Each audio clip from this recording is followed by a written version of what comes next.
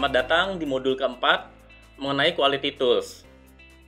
Pengendalian dan perbaikan mutu harus dilakukan melalui proses yang terus-menerus dan berkesinambungan. Proses pengendalian mutu dapat dilakukan melalui proses yang kita kenal dengan PDCA, Plan, Do, Check, dan Action, yang diperkenalkan oleh salah satu tokoh mutu, yaitu Edward Demings. Siklus PDCA menggunakan alat bantu pengendalian mutu yang akan kita bahas pada modul ini. Alat pengendalian mutu ini dirancang secara sederhana agar mudah digunakan dan mudah dimengerti oleh berbagai kalangan. Salah satunya adalah check sheet atau yang kita sebut dengan lembar pengamatan. Ini merupakan lembar yang dirancang sesederhana mungkin untuk tujuan perekaman data di lokasi kejadian. Lembar pengamatan ini dapat digunakan pada data kualitatif dan kuantitatif, dan dapat digunakan sebagai input pada diagram lainnya, yaitu diagram histogram maupun diagram Pareto. Data yang terkumpul digunakan untuk membantu memahami situasi sebenarnya dan digunakan sebagai dasar untuk tindak lanjutnya. Selanjutnya kita kenal dengan diagram Pareto.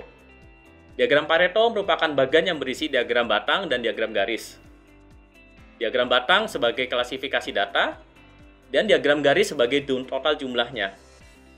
Diurutkan dari ranking tertinggi dan terendah dari kiri ke kanan, maka permasalahan yang paling besar kontribusinya harus segera kita selesaikan. Seperti halnya hukum Pareto yang menyatakan bahwa 20% usaha menghasilkan 80% hasil. Quality tool lainnya adalah diagram histogram yang digunakan untuk memberikan kemudahan dalam membaca dan atau menjelaskan data dengan cepat.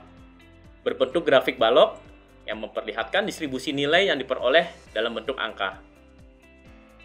Selanjutnya kita juga mengenal adanya diagram scatter atau diagram pencar. Grafik ini menampilkan sepasang data numerik untuk melihat hubungan antara kedua variabel. Apakah ada korelasi positif, apakah ada korelasi negatif, atau bahkan tidak ada korelasinya.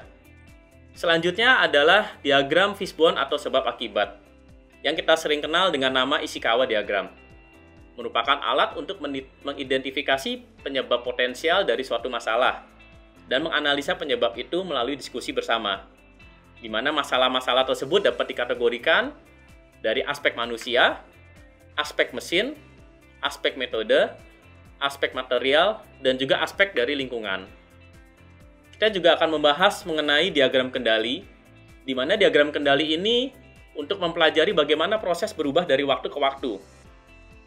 Diagram kendali ini terbagi menjadi 3 garis horizontal, yaitu garis tengah, batas kendali atas, dan juga batas kendali bawah. Garis-garis tersebut ditentukan dari data historis. Dengan diagram kendali, kita dapat menentukan apakah variasi proses konsisten atau tidak. Apakah variasi tersebut terkendali atau tidak. Sehingga dapat segera diambil tindakan korektif pada saat kita mengetahui bahwa proses dalam keadaan yang tidak terkendali. 7 alat dasar perbaikan mutu merupakan pendekatan yang sangat praktis dan sangat mudah untuk diimplementasikan, sehingga layak dan cocok untuk digunakan di tingkat pelaksana.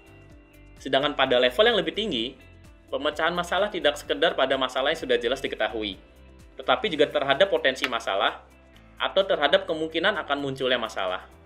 Demikian pembahasan kita di modul keempat mengenai quality tool ini. Terima kasih atas partisipasinya.